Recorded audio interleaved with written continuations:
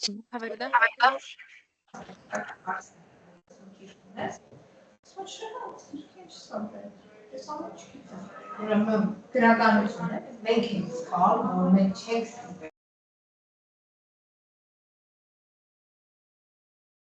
Good morning, everybody. Please remember to mute yourself when you are allowed to the meeting.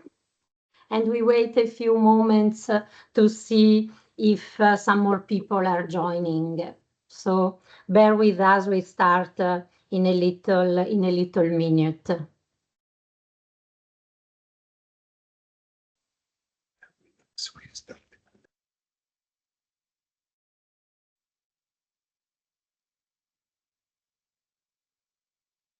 By the way, I think when planning our webinar, we have chosen a very, very relevant moment because there is COP29 going on at the moment. So we couldn't be more relevant when speaking of renewable energy sectors because it seems also from some initial information that the energy sector is one of those that is being discussed.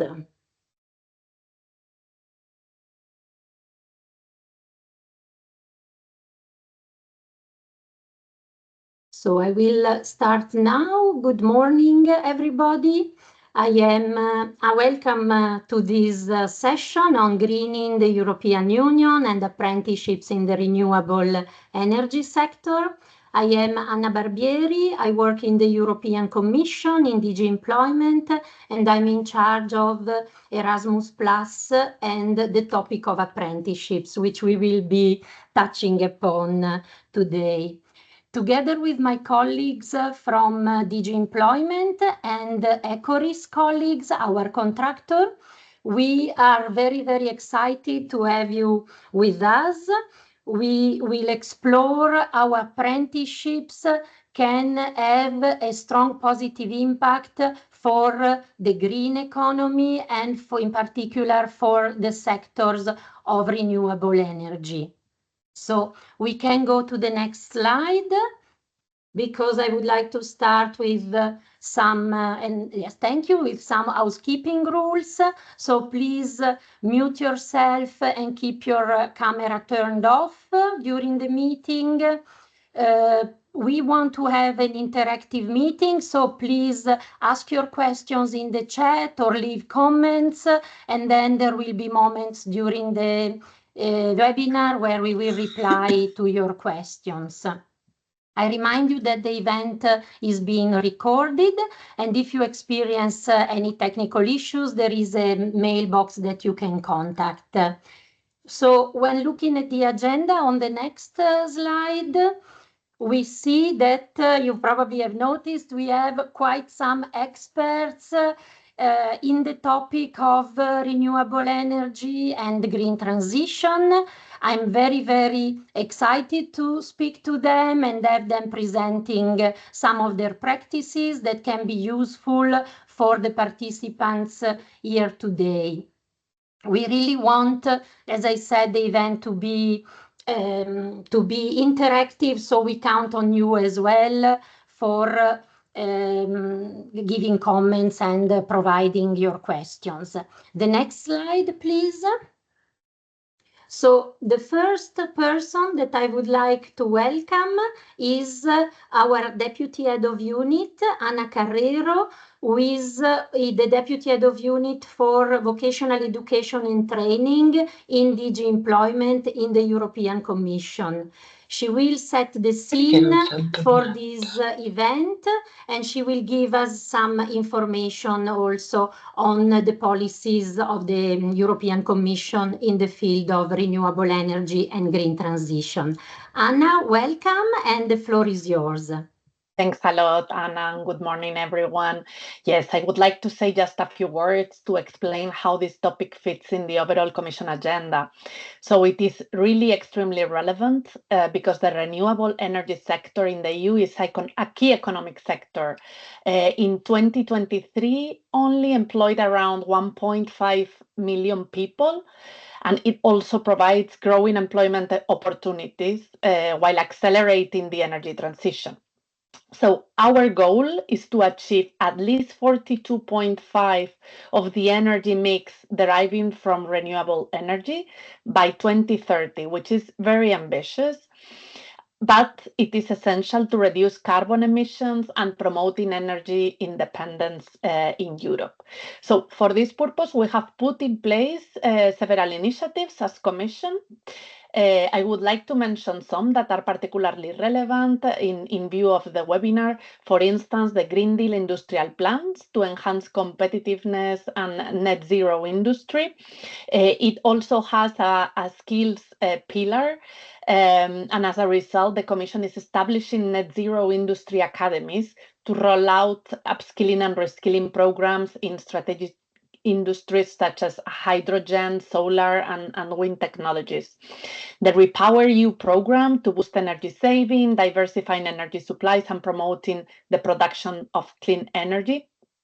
And as you may be aware, the President von der Leyen has kept this topic very high in her political guidelines for the next mandate. She has already announced a clean industrial deal to decarbonize and bring down energy prices.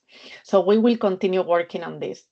But of course, achieving these goals requires a skilled workforce trained to work in the renewable energy sector. So various actions from the skills agenda and from other initiatives have been supporting these objectives. For instance, some of the partnerships under the Pact for Skills, for instance, the Renewable Energy Skills Partnerships, to help stakeholders collaborate and share good practices to drive this green transition. Some of the Erasmus Plus Centers of Vocational Excellence focus on clean and renewable energy, significant EU funding through the Recovery and Resilience Facility and the European Social Fund, notably, or the working group on vocational education and training and the green transition, who is also doing a great job to promote good practices in this area, and that is why we have invited them to join us today.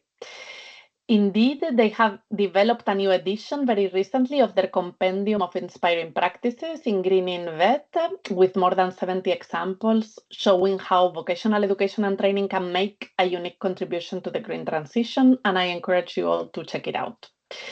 So these type of initiatives are very much needed because the renewable energy industry also faces skills and labor shortages, as highlighted by the Action Plan on Labor and Skill Shortages launched by the Commission earlier this year.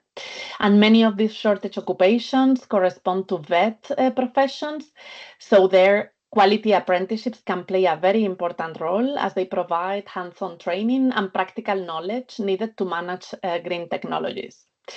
So with this webinar, we will dive deep into the renewable energy sector and how it can be supported by apprenticeships. And I finish with this because the interesting part will start now, and I wish you a very interesting and fruitful webinar. So back to you, Anna. Thank you very much, Anna. Indeed, it was very, very important what you said, because we want to underline that the attention on the topic of renewable energy and the green transition is very, very high on the agenda of the European Commission. So Anna has mentioned a few of the initiatives that we have ongoing, and we will speak about some of them also in the next parts of the event. So bear with us also until the end, because also in the end we will have some more explanations. One thing that I would like to mention also is that this webinar, you see the icon on the left of the screen, is organized in the framework of the European Alliance for Apprenticeships, which is an important initiative of the European Commission existing since 2013, more than 10 years, and this initiative wants to promote apprenticeships in terms of their quality, their image, the offer of apprenticeships, and also the opportunities of learning mobility for the apprentices themselves. So linking to what Anna Carrero was saying, thank you very much again to her, and we pass to the next part of the meeting. So the next slide, thank you. So we will have a thematic introduction by Adam Tsakalidis, that I welcome from CEDEFOP. He will be giving us some introductions to the topic and to the needs that we see in the European Union. So welcome with us, Adam. You can put on your camera.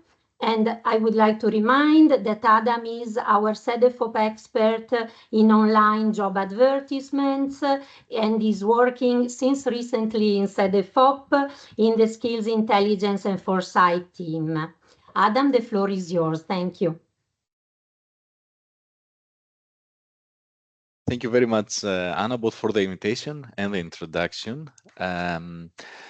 So, yes, my name is Adam Tsakalidis. I'm an expert in quantitative research and data analysis at CEDEFOP. For those of you who might not know CEDEFOP, it is a European agency for vocational education and training and skills, and we work closely with the European Commission in Brussels, other agencies, social partners, civil society, and the vocational education and training sector. And we provide evidence that supports implementation of VET and skills policies. Now, the analysis that I will present feeds into the work of our Skills Intelligence and Foresight team, of which I'm a member. And in particular, I will be presenting insights from our big data analysis on the green transition, as covered in our recent policy brief on tracking the green transition in the labor market. There will be links throughout the presentation, with a particular focus on the renewable energy sector. So let's start with the first slide. Achieving the green transition calls for changes in the skill profiles needed in the labor market. By shifting our economy and society towards a carbon-free and greener direction, new skill needs are emerging, which require both workers as well as learners upskilling or reskilling. And this is evidence from our work at CEDEFOP on skills and jobs for the green transition. Meeting the European Green Deal goals already calls for such changes. So the next slide. Great. So we therefore need ways to monitor the green transition for the renewable energy sector and beyond, both in space, geographically, as well as across time, through data that will help us better shape reskilling or upskilling, which is only part of our work in skills intelligence.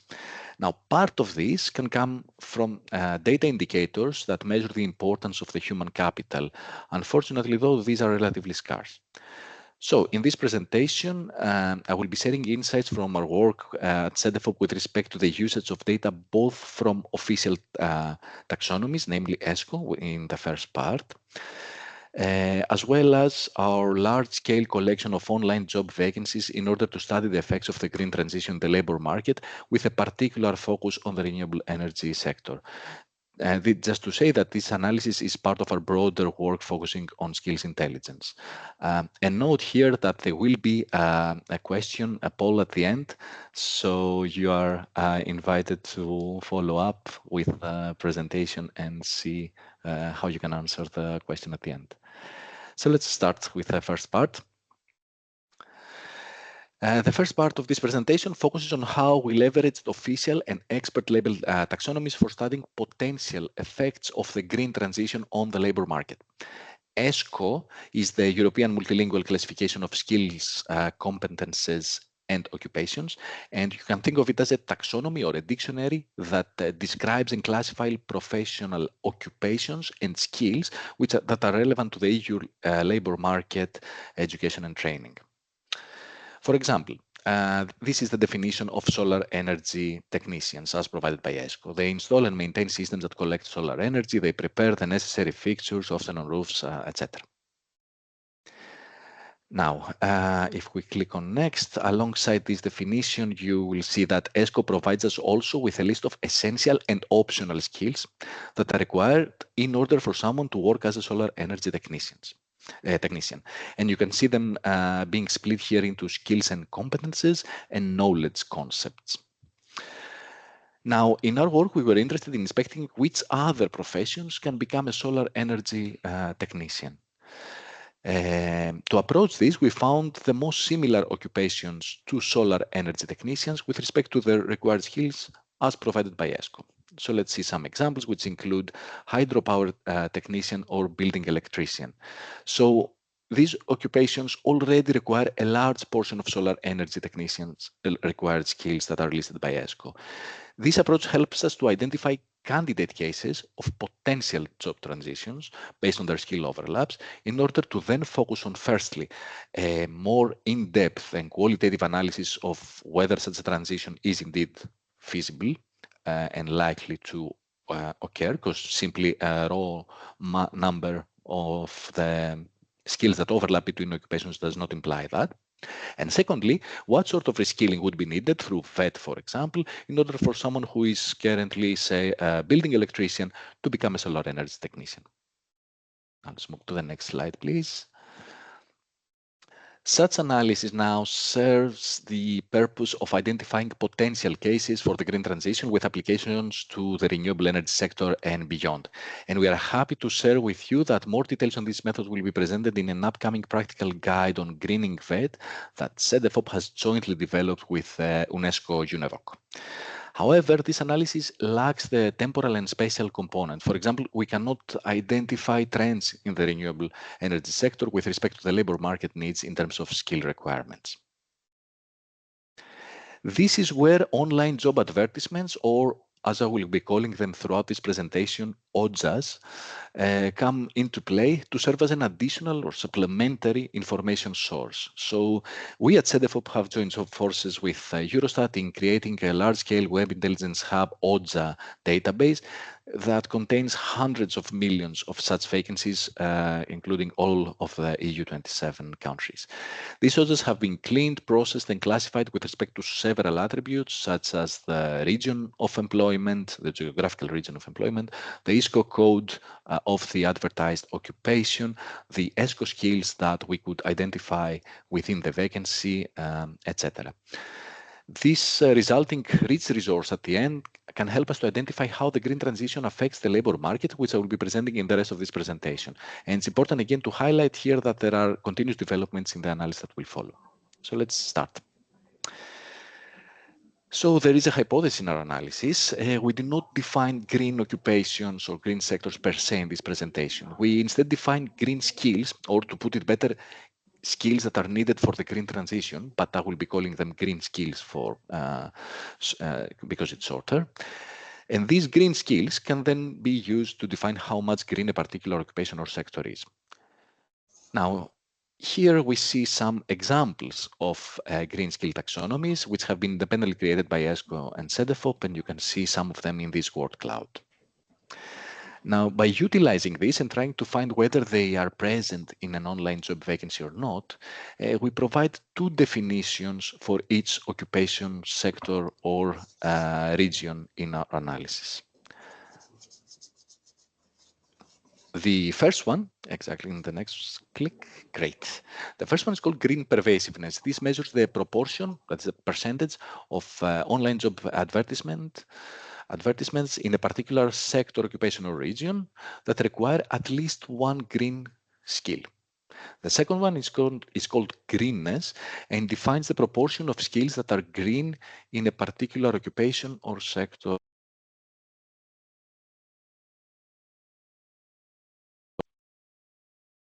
Can you hear me? I think I was muted. Now we can hear you again. Yes, please go ahead. Okay, great. So let's move to the next slide, which requires a play button. And if you click on play, you will see how the green pervasiveness scores varied across different sectors between the years 2019 and 22 inclusive. What is notable here is that the electricity, gas, steam, and air conditioning supply sector has consistently the highest portion of online vacancies that contain green skills throughout these 4 years. So let's move to the next slide, where we will see that overall, you can see, oops, in the previous, exactly, great.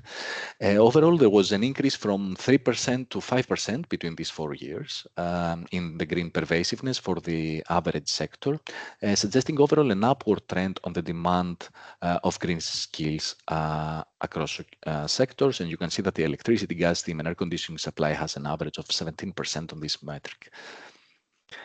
Now, in the next chart, we can focus on particular, instead of sectors, focus on particular occupations or even within particular countries.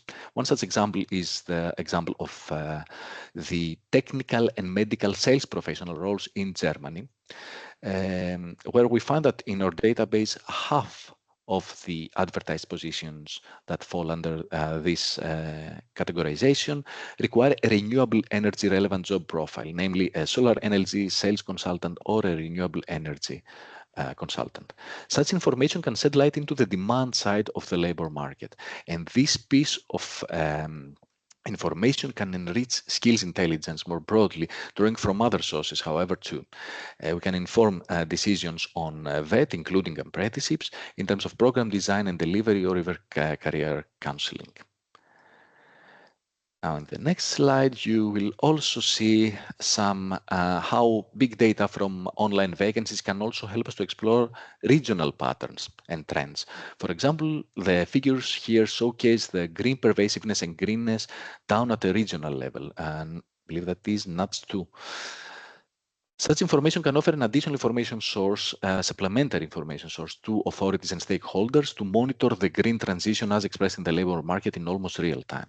And on the next map, on the very last map, on the very right here, you can see the locations of employment in our database that require advertisements that require the skill install solar water heater.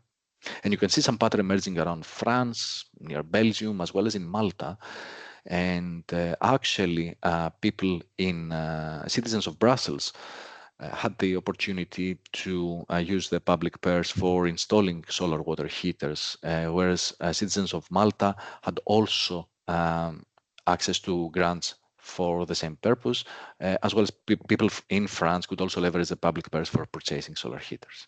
So in the final slide, just to sum up, there were two strands of analysis in this presentation. The first was how we can find cases of potential job transitions that could be related to the renewable energy sector or more broader in the green transition.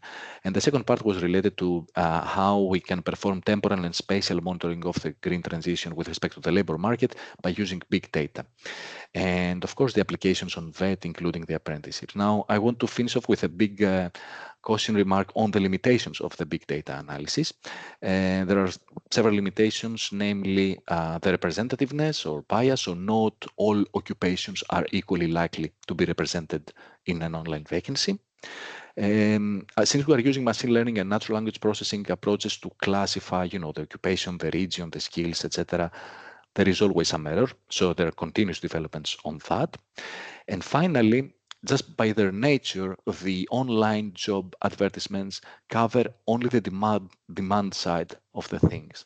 So it's very important to incorporate them into a broader work under the concept of skills intelligence. So the last one slide is just to thank you very much and say I'm very happy to take any questions. Thank you very much, Adam. So indeed, the participants can put their questions in the chat. We would launch a poll, maybe?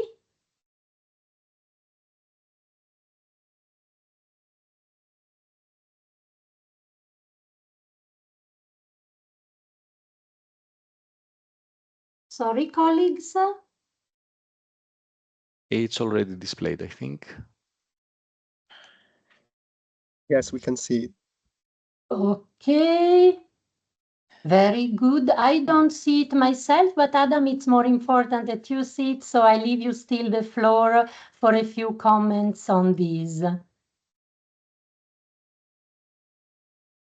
A few comments, Anna, on the poll itself. Yeah, if you want to give then the reply, the final reply.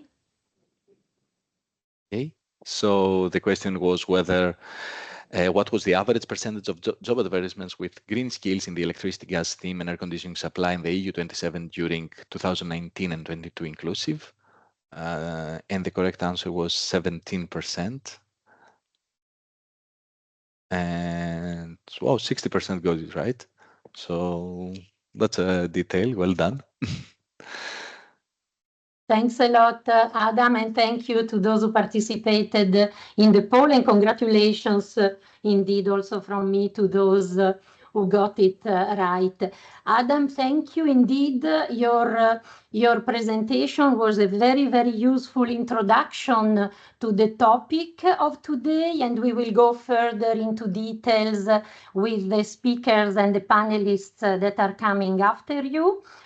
Indeed, what you were presenting also shows a little bit the complexity of the work of CEDEFOP and the challenges that need to be addressed for providing findings and information on how the online vacancies are evolving. It was also very interesting, this sector of the electricity, gas and steam, the percentage that we see there, because this is also very much linked to the topic of today and to the need of ensuring that we transform our energy sector and we go into more and more into renewable energies. So thank you very much, Adam. And now I would like to go to the second part of our event, and I will ask the panelists to put on their cameras while I will introduce them and thanking them for being with us. So we have today with us Shima Suraki, who is the advisor for international cooperation at Vestland County Council in Norway, where she works in the Department of Business Development, Regional Planning and Innovation. She has been project advisor on various European projects, and today she will present one of those funded by Erasmus+. We have with us Kasia Liko, the coordinator for the National Apprenticeships program at Kerry Education and Training Board in Ireland. She is responsible for overseeing the development and the delivery of the apprenticeships program for wind turbine maintenance technician that she will present to us. She works closely with businesses to design and deliver training and skills development programs, which is something that might be very interesting for the audience that we hear and the participants that we have here today. Then we have with us Amber Riedel, the national co-lead and founder of Climate Jobs in Germany, which is cooperating with manufacturers and energy providers. Amber started as a climate advocacy, and then she dealt with the topic of heat pumps, and since then she has been working in the renewable energy sector. Then our last panelist, Tuscany Bell, is a policy officer for the energy sector at the European Federation of Public Service Union. Before being a policy officer at EPSU, she was responsible for social services and youth policies. I remind you to continue to put your question in the chat, and if it's relevant, maybe mention for which of the speakers you are addressing your question. And now I would like to introduce the first speaker, and before giving her the floor, I would like to explain something that also Anna Carrero has mentioned. We have an initiative under Erasmus+, which is called Centers of Vocational Excellence, or COVs, as we call them. And these centers are, their aim is to create and provide high-quality skills for the labor market, both for young people and for adults, and they do so by bringing together comprehensive partnerships that are strongly linked between the world of work and the world of education and training, but also with regional and local needs and opportunities of the territory. In a nutshell, COVs are about fostering excellence in VET and bringing forward innovation. And now I will turn to Shima, who is involved and will present to us one COV project, H2COV, which is covering the hydrogen economy.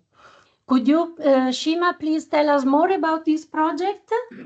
Yes, sure. Hello, everyone, and thank you for joining this webinar today.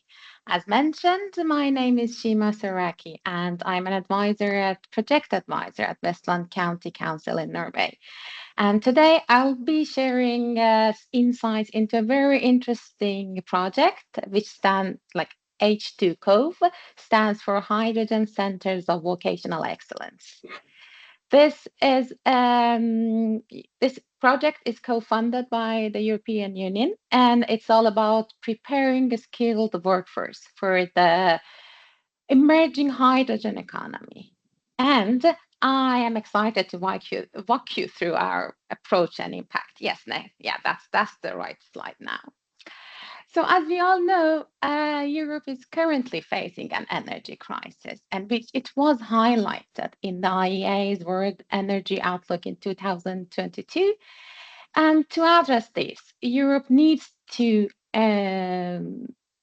shift to a more carbon neutral energy sources, which supported by policies like the Green Deal, the emission reduction goals, and the Repower EU plan.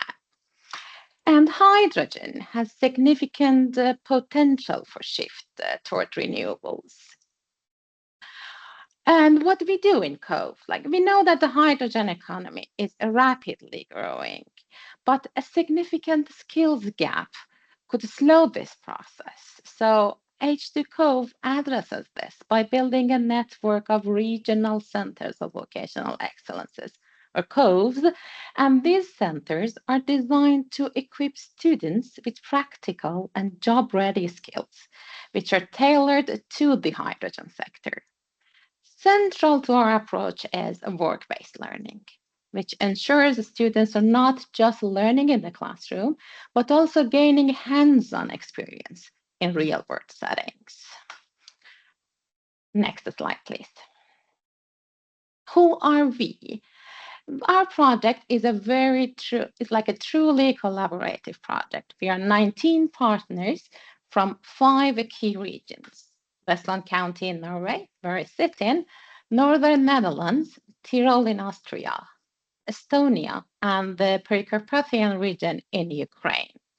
So each of these regions brings their unique expertise and challenges to the table. For instance, Westland County is a leader in maritime hydrogen fuels, while the Northern Netherlands has a Hydrogen Valley project, which focuses on a complete green hydrogen chain. These diverse contributions strengthens the whole project and the project's overall impact. Next slide, please. So while writing the application for this project, we did a needs analysis for private and the educational sectors. So the industry and the education sectors face 2 sides of the same coin, I can say. So what does the education system need, and what does the private sector need in this hydrogen economy? The education system, they need to just keep up with the industry needs. They need to update their programs. They need to keep their teachers up to date. And they need to be able to offer students apprenticeship placements. And this can only be done by close collaboration with the industry partners, who should also be more open about their future plans and about their skills requirements. So more work-based learning is needed, and it's a need for a greater internationalization also. There's a need for modern and updated courses and learning materials. And there is a need for a better collaboration with local industry. This is what we do know that is needed between our private sector and education sector. Next slide, please. So our skills and needs analysis revealed some critical roles in the hydrogen sector.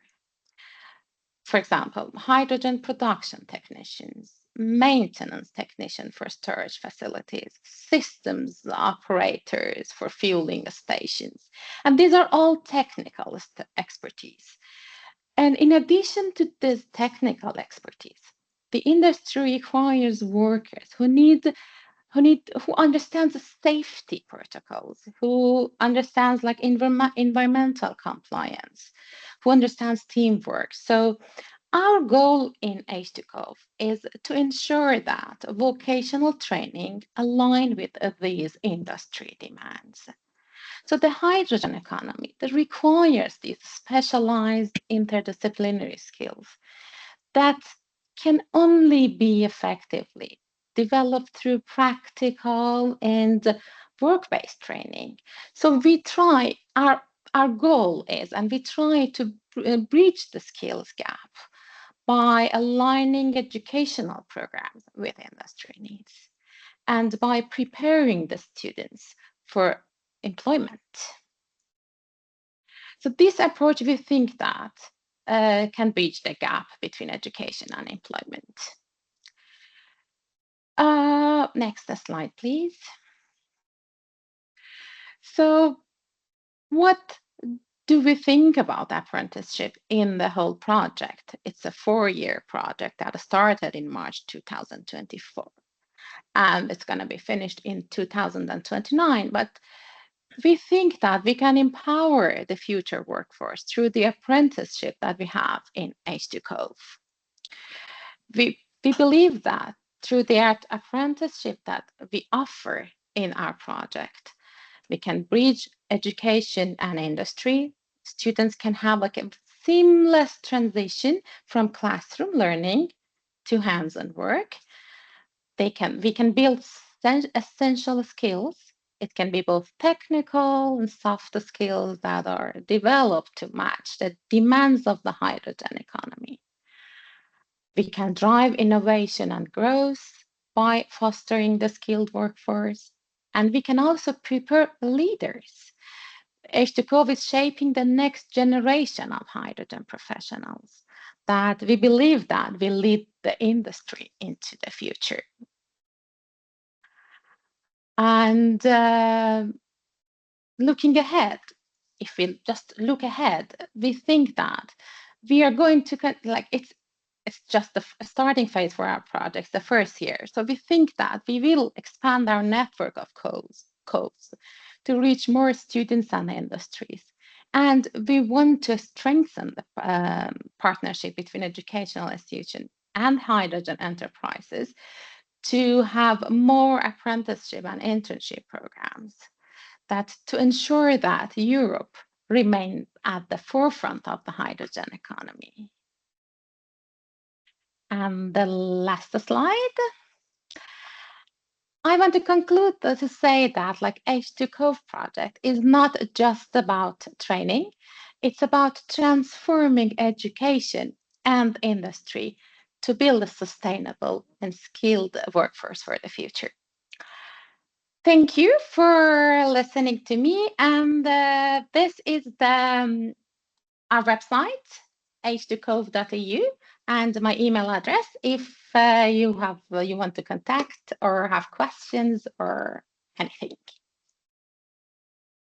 Thank you very much, Shima. It was very, very interesting, and thank you for showing concretely how apprenticeships, vocational education and training, and also a topic that is very close to my heart, the Erasmus Plus Centers of Vocational Excellence, are contributing to a very trendy sector, the hydrogen sector. So I would also like to say in follow-up to your presentation that apprenticeships have been there for hundreds of years, but it's very good to see that they are also adapting and tailored and responding to modern needs of our labor market and society. So your presentation was very, very interesting for those that are working in the attractiveness of apprenticeships and that. Thank you very much for that. Thank you. Thank you.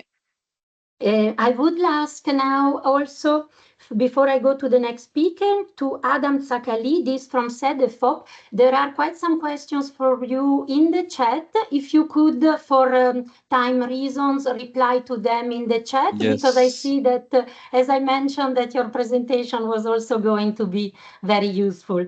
I've started you, doing Adam. that, so thank you for raising that, Anna. Thank you.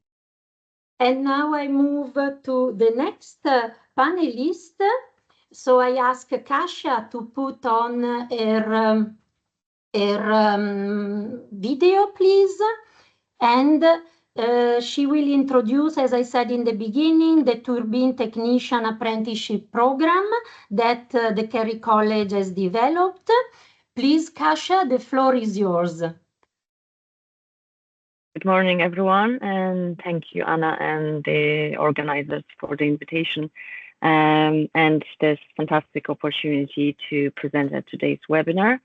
I'm excited to introduce the Wind Turbine Maintenance Technician Apprenticeship, which is a very unique program offered by Kerry Education and Training Board in County Kerry in Ireland. Perfect. We can move to the next slide. Slide 2. Thank you.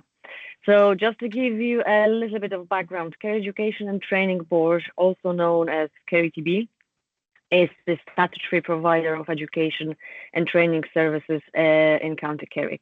So we have 38 schools and centres providing primary, post-primary education and further education and training, including apprenticeships and outdoor education. Our College of Further Education and Training offers routes to employment, further study, third level and apprenticeships. Across our 5 main campuses and hubs, we offer an impressive 180 full-time programs and apprenticeships, and they all ranging from level 3 up to level 6. Okay, we can move to the next one. Thank you. This is just a graphic representation of where we are positioned within the national framework of qualification in Ireland. So as you can see, we, and as mentioned before, we offer courses and programs from level 3 up to level 6. Okay, can we move on to the next one? Perfect. Now for the purposes of today's webinar, and we can actually skip to the next one. Thank you. So I would like to introduce and focus on the Wind Turbine Maintenance Technician Apprenticeship. KERRY-TB is the only provider for this apprenticeship in Ireland, and the program was developed in collaboration with industry experts to meet the needs of the growing Irish renewable sector. The development of this apprenticeship has created a pathway for school leavers and those who don't have any prior experience or qualifications. Our first ever cohort of wind turbine apprentices started in November 2022, and they will be graduating in November next year. And overall, we now have 3 groups of apprentices at various stages of their apprenticeship program. Okay, we can move to the next one. So the apprenticeship spans 3 years and leads to advanced certificate in industrial wind turbine engineering. It's structured in 7 stages, 4 off the job and 3 on the job. And we can move to the next slide. Perfect, thank you.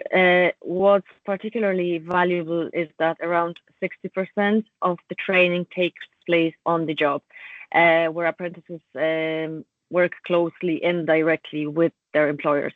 So this hands-on experience and approach is crucial for building their practical skills needed for a successful career in the wind energy sector. Okay, we can move to the next one. Just briefly on the eligibility criteria. So for a candidate to be eligible for this apprenticeship, the person must be employed by a SOLAS approved employer. And just for clarification, SOLAS is the state agency who is responsible for overseeing the further education and training in Ireland. So candidates must hold a level 4 major award, or if applying from outside of Ireland, a minimum of 5 passes at a level 3 on the European framework of qualifications. We also require maths at level 3 on the national framework of qualifications. For those who are already working in the industry, a minimum of 3 years of relevant experience in wind turbine maintenance or similar field is required. And all candidates must also complete and pass the suitability tests.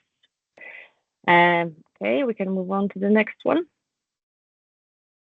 So there are 2 routes to enter this apprenticeship. The first, which is the recommended one, is to directly approach employers and secure employment with them. Alternatively, candidates can apply to KVTB, where they undergo an interview with us, and following that, their CV is made available to the employers hiring apprentices. And on to the next one. Okay, this slide just showcases our industry partners and the employers who we collaborate with to deliver this apprenticeship program. And these partners, employers, they were also part of the development of this apprenticeship. Okay, and on to the next slide. So in my presentation, I had included a video that highlights all the benefits of the program. And I believe that the slides will be shared and circulated after the webinar. So I strongly encourage everyone to watch it because it is a very exciting and interesting video, and it only takes 4 minutes of your time.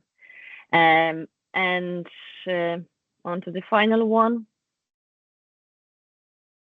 Here, I just, if someone would like to find out more about the apprenticeship or has any questions after the webinar, I've included the link to the Wind Turbine Apprenticeship website and also my contact details. So please feel free to email me with any questions and inquiries. Thank you so much for your attention. Thank you very much, Kasia, for your presentation. I think that this information, concrete and hands-on on how a program on apprenticeships in one of the sectors like the wind turbines can be set up is very, very relevant for the participants today. Anna Carrero had mentioned that there are participants from the working group for VET and the green transition that are here with us today. I would also say, and I encourage you, Kasia, also to explore our EAfA community for green skills. It is for green and digital skills, but in this case, it would also be very relevant for you and for others. We will put some more information in the chat also on this strand of work of the European Alliance for Apprenticeships. And I can confirm that the video that Kasia has mentioned is very, very inspiring. So when you will receive the slides, when they will be put also on the website of the Alliance, I really invite you to go and look because it is very, very useful. Thank you again, Kasia. And then I would move to the next speaker, to Amber Riddle. And thank you very much, Amber, to be with us. And I announced in the beginning that you are from Climate Jobs. And please, the floor is yours to tell us all about the work that you are doing. And also interesting how you are working with the people that are changing their careers, the career changers. Thank you. Hi, thanks for having me. I can explain it quite well with the slides so that it goes also more quickly. If you continue one more slide. When I talk about the word career changers, here I mean actually adults. So I don't just mean people changing from one industry to another. I'm really using it as a term to differentiate, let's say, between people that are just starting their career path and that have a really well-established training and career path from the education system, and then people that are switching later on. Sometimes they're called lateral entrants. We call them career changers. And the idea is to focus more specifically on this group of people and to create like a standardized offering that helps them really move from being, let's say, helpers or workers into being on a career path. So what we see in Germany is, if I take one minute more on the first slide to do the overview, what we see is like we will need a lot more people entering the space in the coming years. And what we look at is the difference between, let's say, professional technicians, that's people that have completed their standardized training. In the two areas that we're looking at, we're looking along the area of HVAC, so how to manage the transition from gas and oil to heat pumps or more renewable types of heating systems, and also solar technology, how to increase the amount of solar on roofs. And it's in Germany coming from, when we talk about professional technicians, two types of two protected professions. One is electrical engineers, and the other is HVAC technicians. But in order to meet this demand, we will have to have people come in that have different skill sets to support the fully trained technicians to execute the tasks. What we see is that when students are entering vocational education and trades, there's a very strong offering in Germany, especially with the apprenticeship program. It's kind of world famous, 3.5 years of training that's both in the classroom and on the job site, but there's not some sort of similar training for people that want to enter the same areas as adults. So after sort of the work that we did looking at that space, we saw, okay, the best that we're seeing is sort of like a boot camp from industry players, which is, I would say, like a longer onboarding, but nothing really streamlined or standardized, and not really comparable to the same program that you would have if you did that as your first career path. Okay, thanks. It goes quicker now, but perfect. So as I said, the German vocational training system is already quite famous, but it's not something that's extending beyond this target group of students. So students are paid while they're training, they have an easy transition to employment. But let's say even in this even in the space for students or like younger students, we already see there's some things that are starting to become more difficult in the system compared to how it used to be. So vocational training for students is always depending very much of having industry be able to take the students into their teams and train them on site. And there's so many changes right now to the market in these two fields that we're looking at, this HVAC field and also for solar technicians. For example, especially in the field of HVAC, the companies are quite small. They're historically having around 10 employees, and most of them are quite old. So they'll be retiring, like a third of that staff will be retiring in the next 10 years. And here at the same time, we see the market changing so that there's a lot bigger players coming into the market. We call them like green tech players.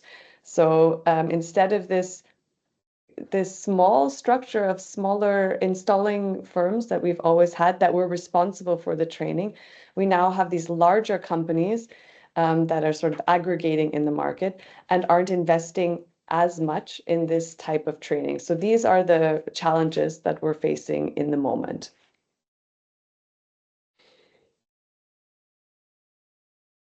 Again, just to briefly run over, when I say career changers, who that is. It's a term that we use very often for a specific target group. And in our case, it's people that are 25 years or older and that are changing jobs. And we're looking at these changers especially because they qualify for subsidized retraining routes, and think that this is where we're going to easily find the most people that would be best suited to a new path.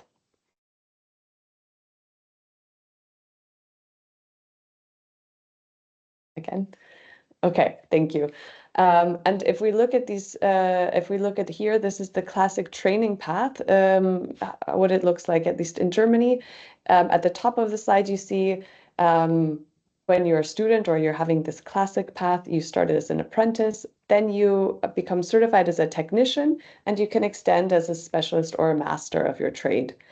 If you start as a career changer, you often stick in this beginning phase as a helper. So that means even though you're doing on-the-job training and even though you're working in that space, you're not actually getting the formal qualifications that you need in order to progress and to do, let's say, restricted tasks or to move into a higher salary class.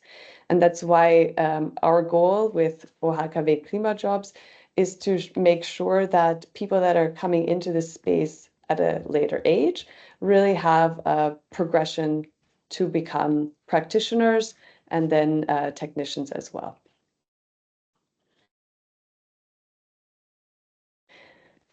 And sort of what does that look like? Between, like, there's a, I would say, a difference not just in the topic of apprenticeships between these two different categories or target groups, let's say the classic students and the career changers, especially when you look at people 25 years and older and those sort of three target groups that I showed earlier. You see, especially in this target group, people really have a need to be working and earning money while they're learning. And so we've broken down these protected professions in Germany. Every profession is protected into a modular training program so that career changers can go through the same training and apprenticeship structure as, let's say, the classic student, but to do it over time. So it's become modularized in usually 4 to 6 modules, in this case 6. And in order that they can get this full certification that at the end allows them to move on from being a helper to being an electrician, or to move on from being an installer to being really like a, let's say, an HVAC technician. There's certain requirements that they have to fulfill in terms of the curriculum, but also in terms of the apprenticeship. And I think the important part to say here is like the apprenticeship is also integrated into this adult module. So there is some training that's taking part in a classroom, but about 75% of the training is practical. While it's not all set up as an apprenticeship, it is hands-on training.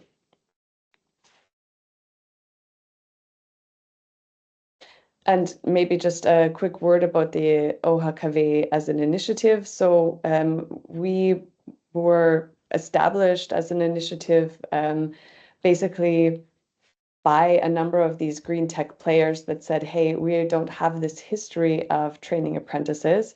We want a training program that works for all of us. Let's come up with a common standard. These are some of the partners that we were working with to develop our program and our curriculum. Okay, that's all. I hope that was understandable for everyone, and I'm happy to take your questions. Thank you very much, Amber. I'm sure that it was very, very interesting, and it was clear also. There might be questions for you in the chat as well, and then we get back to that later on.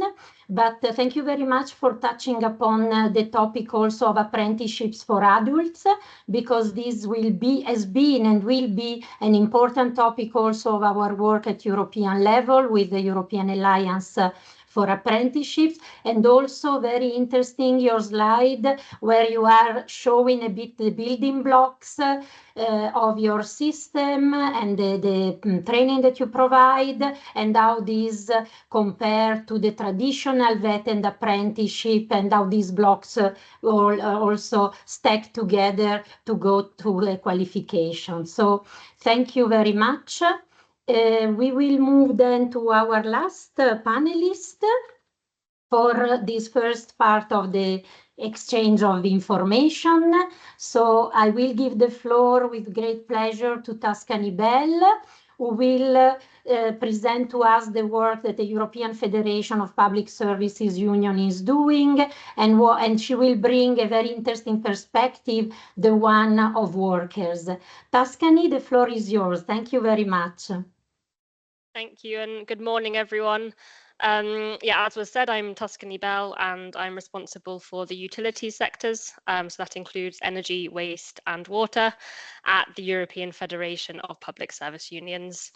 And I'm very happy to participate in this important, and as Anna said at the beginning, timely webinar, because given the urgent need to reskill, upskill, and train workers to deliver the green transition, I think it's really useful to have these kinds of discussions which bring together different stakeholders so that we can share best approaches, and I've already learned a lot from the previous speakers. But indeed, the transition is already underway. It's already rapidly transforming jobs and occupations. And so it's great to see that at EU level, there is so much recognition of the need to address skills and knowledge gaps in order to carry out the transition in a socially fair way. And we can see this, for example, in a number of the packages that Anna Carrero mentioned in her opening remarks, such as the Net Zero Industry Academies and the Pact for Skills. However, what we see from the unions is that the reality on the ground is very much lagging behind. And I think, unfortunately, up until now, the focus on skills hasn't really delivered what is needed for the energy transition. So maybe just to start by a bit of context and outlining some of the ongoing challenges that we see and that we hear from our national trade union affiliates. Firstly, there are big inequalities when it comes to participation and access to training for workers between the different European countries and regions, but also within countries and between different companies and different sectors as well. So while some sectors have been very active with training and hiring new workers, in other sectors, and specifically here in oil and gas, firms have been a bit more reserved when it comes to hiring new workers because of the uncertainty they face, and have largely been making do with existing workforce or relying more on outside contractors. And this, of course, puts more pressure on the workers, but also the lack of anticipation and mitigation plans in these sectors creates more uncertainty for the workers themselves. So that's one challenge. The second challenge to mention is that whilst the energy sector requires more highly skilled labour than many other industries, the number of people pursuing degrees or certifications which are relevant to these jobs is not keeping pace with the growing demand. And I think it's the International Energy Agency did some research which found that in Europe, STEM degrees, so that's science, technology, engineering, and maths, are not rising fast enough to meet growing demand.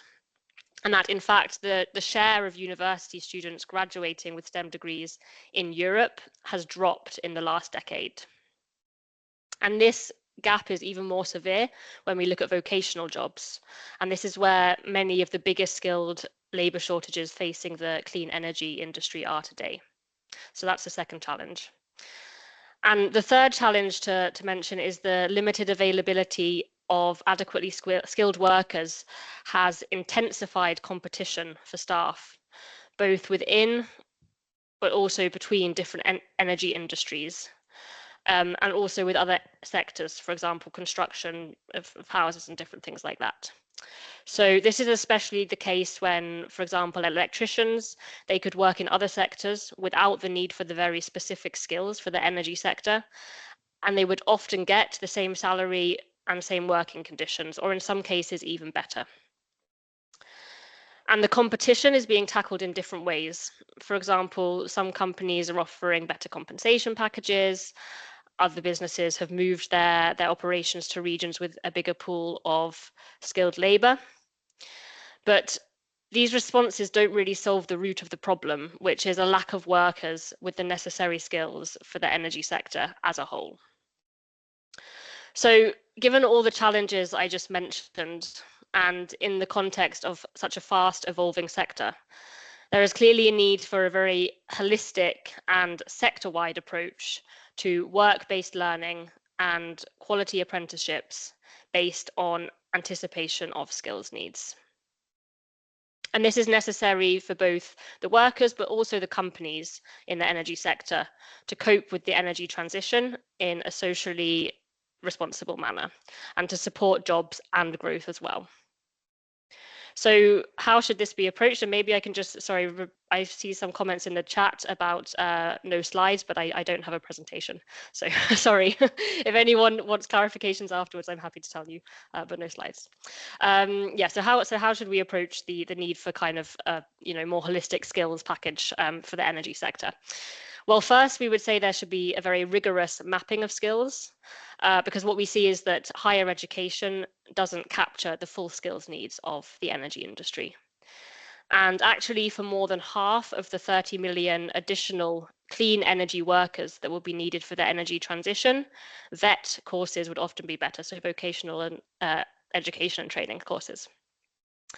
However, training courses which are tailored to fast-growing clean energy technologies are still not available quite often, and there is a gap between the technical developments in these sectors, which are very fast evolving, and the training that is available. So there's a need to develop more VET courses and also to look at pre-existing certifications to see how they can integrate new clean energy skills. And for this, as I mentioned, there first needs to be a very widespread mapping of the skills. And of course, it was great to see the work of CEDEFOP at the beginning. But we also believe that the mapping and the development of the new courses should be done in cooperation with social partners. So that's with the trade unions and with the employers. But even once the skills needs have been better understood and better integrated into VET courses, another issue, and this is really what we see when we talk with the employers, is that there's a lack of young people choosing to do these courses. And that's partly because of the poor kind of image of vocational training as opposed to university courses, as well as a lack of understanding of the career and salary options that follow. So it's really important to engage with schools and with other education providers to make the courses more attractive, but also very importantly to ensure that the conditions in clean energy sectors and emerging energy sectors are at least as good as those in oil and gas, because actually the renewable sectors, whilst they're equally highly skilled, the conditions are often much worse. They have more precarious contracts, they're less highly paid, they're generally more uncertain. So the jobs need to be attractive in order to attract the people to do the courses. And a final point to make is that it's necessary to ensure the accessibility and affordability of training programs for a just transition. And to do this, there needs to be adequate funding and close coordination between governments, social partners, and education institutions. So I think those are my main points, and maybe I can just summarize by reiterating that apprenticeships can indeed play an important role in the energy transition. But for this, they need to be attractive, they need to lead to good quality jobs, apprentices need to benefit from good working conditions, and also apprenticeships need to be funded and accessible. Thank you very much. Thank you very much, Tuscany, for your intervention and these reminders. Indeed, it is very important to know that, skills and the efforts that we are doing on skills is work in progress, but these cannot solve all of the challenges. We also need to look at working conditions and career opportunities, and that we are doing also in the framework of the work of the European Commission.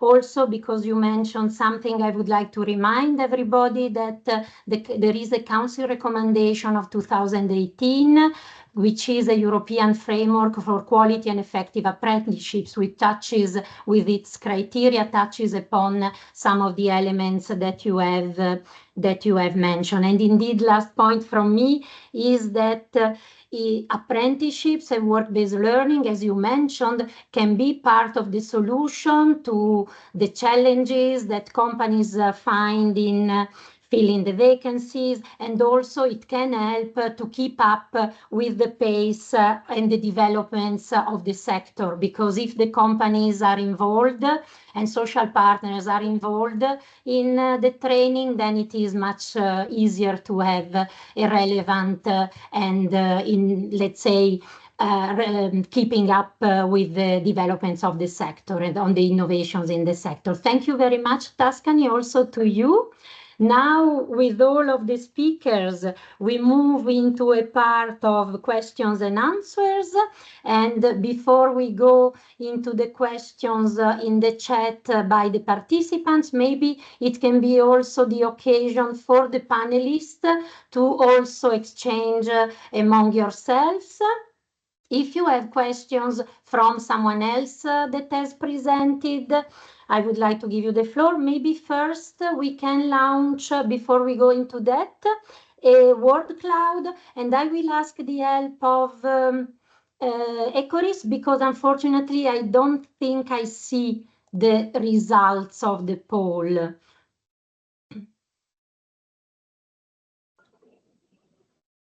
So the question is, what are the key factors for successful apprenticeships in renewable energy? And then I will ask Ecoris to give me the reply when they think it's time, that we have given enough time to the participants. Okay, Anna.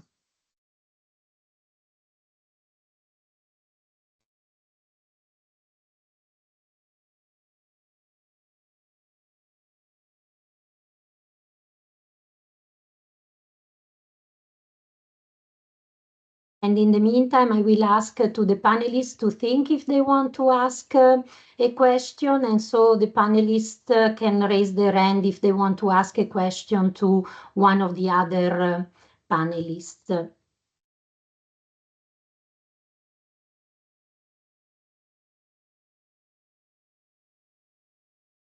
When we thought of this, we were calling it a ping pong exercise. Let's see if who will get the service. So, Ecoris, please let me know if you have the replies. Yeah, we already received more than 20 replies, Anna. So far, the main inputs regards collaboration, standards, mapping skills, career path, attractive condition, career prospects. These are the main words that have been shared by the audience so far. That's good, because it gives me also an idea for one question that I wanted to ask to one of the panelists. But first, let me see if someone from the panelists has raised their hands. I don't see it, so maybe I go with a first question for Amber, if I can, just to break the ice. Be ready also, the others. And sorry, Amber, for going for you first, because I heard from the colleagues from Ecoris that one of the topics was also mentioning standards, and I was listening to your presentation and the work that you have been doing. So I wanted to, and you mentioned at the end also common standards. I wanted to check, link to that, to common green standards for training and apprenticeships. Also, what could be done also to ensure the further step up, the certification of the apprenticeships? Thank you very much. Yeah, thank you. I think with the group of people that I'm looking at, these older workers, it has a lot to do with if it's I would say a formal apprenticeship, so it's really like a learning, it's a learning apprenticeship, or is it really just a longer onboarding that a company is doing for that new employee? And what I see actually more and more in this small space in Germany, just these adult workers and so on in these two fields of HVAC and solar, is that there's quite this trend actually away from sort of standardized learning programs and more towards just let's get people productive as quickly as possible in those job roles. On the one hand, I find that's like from a business perspective also a good approach. It helps get people much more quickly into those jobs, but it does not really help with the second part that I'm looking at, which is how can we make sure that people progress out of those entry-level jobs? Because it's really just preparing people to do sort of entry-level positions in a specific company. And that's why a lot of our work is also sort of lobbying companies, educating companies about these opportunities that there are for subsidized training or retraining programs for employees. Actually, the way that we've set it up, we worked together with a lot of the green techs on job descriptions, also analyzing job ads from across many different companies, working with the Bertelsmann Stiftung, which is like a think tank here on how to best match it to the education system. And it really is set up in a way that if a company hires someone, they can send them in this retraining program for free.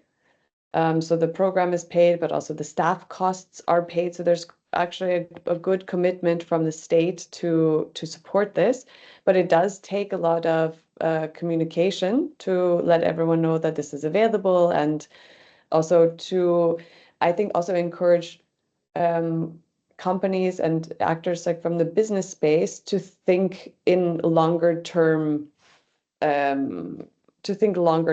So if they send someone in this training program, yes, it will take 3 months, but they have a higher chance to have someone down the road who can do more regulated tasks, or who has the chance to move up in their company. Thank you very much. You were mentioning also the importance of these, the role of the companies and how they need also to be aware of certain elements. And these, maybe I would like to take the opportunity to ask a question also to Shima before we move also for the questions from the chat. Shima, in your H2COVID project, how are you engaging with the industry, with the companies and the labor market actors and the social partners also, in case you have contact? Thank you. Yeah, good question. As I said, we have regional centers of vocational excellences. So each region has its own cove. And so each region has their own institutional partner and private sector. So they collaborate together. And so the private sector says what kind of skills are needed for the hydrogen economy. And then the institution try to adapt to the needs of the business sector in the region. So it's a kind of like a vertical model. So we go to 5 different regions and then build it up to the European level. Yeah, if I answer it correctly, what you asked. Yeah. Thank you. Maybe I turn also to Tuscany, because you were bringing the role of the social partners and mentioning also their importance. So I wanted to ask you also, compared to what Amber and Shima has mentioned about companies, if you would have something to add, or if you want to add something on the role of the social partners. Thank you. I can maybe just give a few words on what the social partners are doing currently, the work that we have on kind of developing apprenticeships and training curricula. So at EU level, we currently have a ongoing project with our social partners Eurelectric. So it's the Social Dialogue Committee in the electricity sector, EPSU Industrial, which is another European Trade Union Federation, and Eurelectric. And we're currently carrying out a project which will kind of collect best practices on 3 different areas related to workforce challenges in the electricity sector. So the first is specifically on education and training. So we're looking for best practice examples of where social partners have developed jointly either kind of apprenticeships or curricula for schools. The second part of it is to look at best practices for gender equality, because I think that's something that hasn't been mentioned so much, but that's a huge, I would say, hindering factor for the workforce in the energy sector, is that it's very kind of, or the perception of the energy sector anyway is that it's male, it's kind of male dominated. And so we're really trying to challenge this perception of the energy sector to attract more women into apprenticeships and training to join the energy sector. And then the third part of that project is looking at job-to-job transitions. So that's existing workforces and how to transition those workers from kind of sectors that are being phased out, like in oil and gas, and how to transition them into clean energy sectors. So on that, we're collecting best practice examples, and we've already started finding some good ones. And then maybe at national level, what do we see our affiliates doing? One thing that we're really encouraging them to do anyway is to participate or to have an active role in developing just transition plans as part of the just transition mechanism, which is an EU mechanism to ensure a just transition. So unfortunately, there was less participation of social partners in the development of the just transition plans that we would have liked, but we're hoping now in the implementation of those plans there can be more kind of cooperation of social partners. Thank you. Thank you very, very much.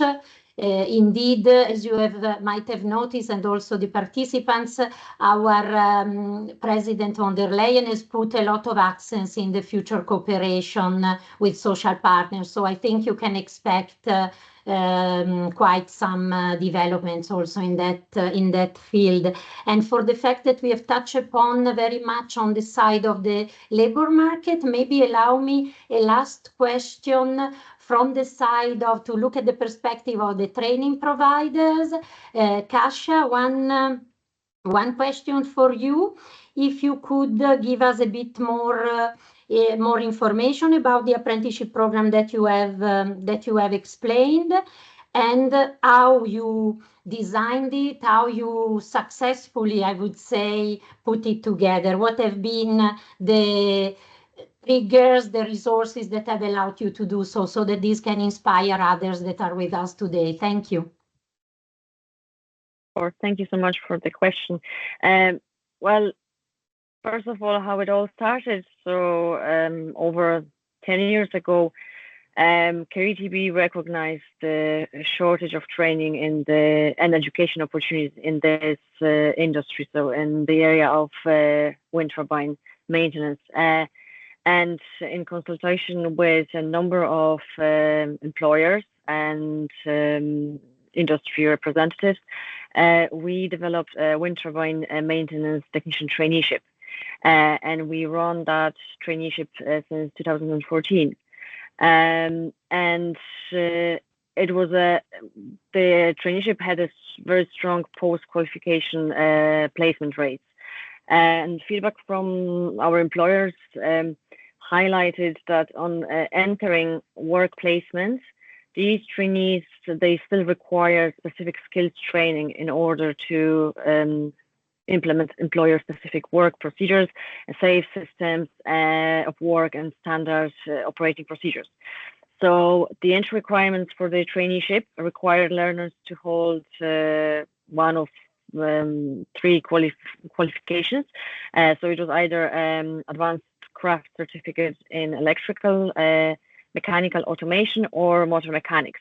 And these entry requirements, they limited the pool of learners who could apply for the traineeship. So the wind turbine maintenance technician apprenticeship has created a pathway into this industry for school leavers and those people who have no prior qualification. And of course, it's the fundamental part of the whole development process was the collaboration with the industry. We wouldn't have been able to develop anything without their help and support. Thank you. Thank you very much. I think now I would like to take some time for the questions that have been put in the chat for you. I will take only very, very few of those, I think, because there is much, but I invite you also, our panelists and also Adam, to reply still in the chat if there is something more. I just allow me to go quickly through the questions. So because I saw something for Shima from Isman bin Aznat. And Shima, the participant is asking the type of learners profiles that the students have, if you can give more information on the let's say the training that you are providing within the COVE project. Thank you. Yeah, as everybody knows, it is like a center of vocational excellences, and it's about like VET education. And we are focusing on VET students, EQF level 4 and 5, and HVET students, that is like EQF level 6 to 8. We also include lifelong learners and also workforce upskilling, reskilling.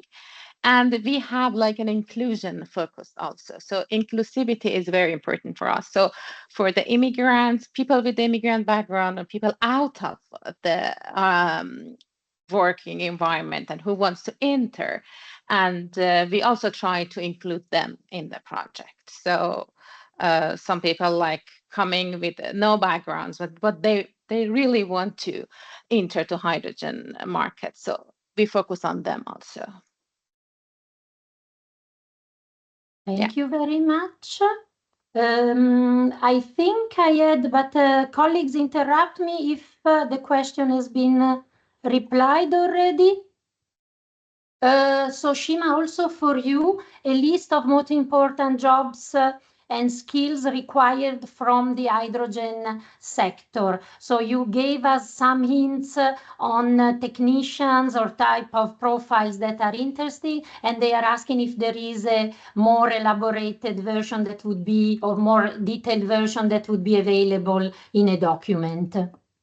Yeah, it will. It's one of the deliverables that we're supposed to deliver to you. And so we are working on it. It's going to be ready in March 2025. So the skills card and the knowledge base are two important deliverables that we're working on. So, and it's going to be public because it's a public document. And I encourage everyone to visit our website. We are also having like newsletters that you can just register, and then you will get the newsletter in our website. Yeah. Now I will ask the help from my colleagues from ECORIS. Just take the floor, open your microphone if you see some other questions that I might have missed that have not been replied. So that will allow us only a couple of maybe 1 minute or so before we move into concluding the session. But I would like to be sure, because I've seen a lot of movement in the chat, to be sure that I don't miss Thank you, Anna. No, the main question have been addressed, and also our speakers and Adam also addressed the question directly in the chat. So yeah, we can finalize our webinar. Thank you very much. Thank you. Thanks to you and to the colleagues in from ECORIS. I would like then to come to the end of the session. It was very, very interesting, the information that you have shared from us on the Commission side. We have been listening together with my colleagues very, very carefully, because it gave us a lot of information and ideas for future developments that we can do in the European Alliance for Apprenticeships. So it was very interesting to see also how apprenticeships can be multi-purpose, because we have heard they can be for young people, they can be for adults, they can help in a traditional curriculum setting, but they can also be more in a modular format, in a shorter version. So I think also from all the details that the speakers have given, starting from the skills intelligence and the trends that we see on the online job vacancies and the work that the panelists are doing, I hope that you have got a lot of inspiration. For me, there are a few last elements that I would like to share with you. So if you find this information that we have shared today interesting and you are not yet a member of the European Alliance for Apprenticeships, please join us, join this network. So we will share with the participants some more information on how it works to become members, what are the advantages, and the membership is fully for free. So please take it into consideration, because it will open up a lot of also networking opportunity and knowledge sharing, as you have seen today. In the Alliance, we have 41 member countries, so it goes very much beyond the European Union. We also work with the European Training Foundation, with the partner countries, the neighboring countries of the EU, so there is something interesting for everybody. One few last announcements that I would like to do. If we go to the next slide, what is coming next in the European Alliance for Apprenticeship? Well, on the 4th of December, we will have a new webinar which will cover this time the digital skills in apprenticeships, and this will be the opportunity for us to launch a toolkit that we have developed during this year that will bring very concrete examples, checklists, and information on digital skills in apprenticeships. So join us for that. Something that is also coming up soon is a fact sheet produced by the European Alliance for Apprenticeship on the support that can be given to small and medium-sized enterprises. We know that in our European economy, the majority are very, very small companies, even micro companies. So we are looking into how to help them to develop apprenticeships. And in this fact sheet, we will have one example from Germany, which is very, very interesting, and that is funded under the European Social Fund Plus. So it's also for me an occasion to remind you that we have spoken about Erasmus Plus with the Centers of Vocational Excellence, but there are other funding opportunities available, and the European Social Fund is one of those and very important. So watch out also on our side when soon we will publish the fact sheet on support for SMEs. My last point is to thank very, very much the panelists, the speakers today. It has been a pleasure to have you with us. I hope that for some of you this was a nice discovery, and that you will continue to be with us in the work that we do under the Alliance in the future. Thank you very much also to my colleagues in DG Employment who have helped to prepare the webinar, and also very much to Pietro and the other colleagues in Ecoris, our consultant, for all the support that they have given to us. I wish you all a good continuation of your work and a good afternoon. Thank you very much. Thank you. Thank you. Bye. Thank you.